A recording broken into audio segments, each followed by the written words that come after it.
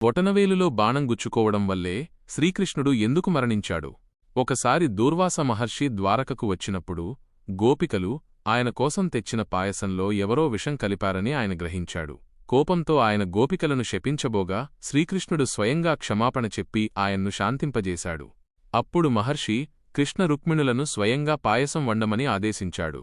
కాని రాధ లేకుండా ఆ అద్భుతమైన పాయసం చేయడం అసాధ్యమని భావించి కృష్ణుడు రాధకు సంకేతం పంపగా ఆమె అదృశ్య సహాయంతో పాయసం తయారైంది. అది చూసిన మహర్షి, నువ్వు రాధ సాయంతోనే ఇది చేశావు, అందుకే ఈ పాయసాన్ని నీపై పోసి నిన్ను అవమానిస్తున్నా అంటూ ఆ పాయసాన్ని కృష్ణుడి శరీరం మొత్తం పోశాడు. కాని వెంటనే అసలు నిజం చెబుతూ, కృష్ణా, నీ సొంత వంశం వల్లే ద్వారక అంతం కాబోతోంది. అందుకే నిన్ను రక్షించటానికి ఈ పాయసంతో నీ శరీరాన్ని వజ్రంలా మార్చాను అని అన్నాడు. కాని దురదృష్టవశాత్తు కాలి బొటనవేలు నేలకు ఆని ఉండటంతో అక్కడ పాయసం తాకలేదు. సరిగ్గా అక్కడే బాణం తగిలి శ్రీకృష్ణుడు మరణించాడు.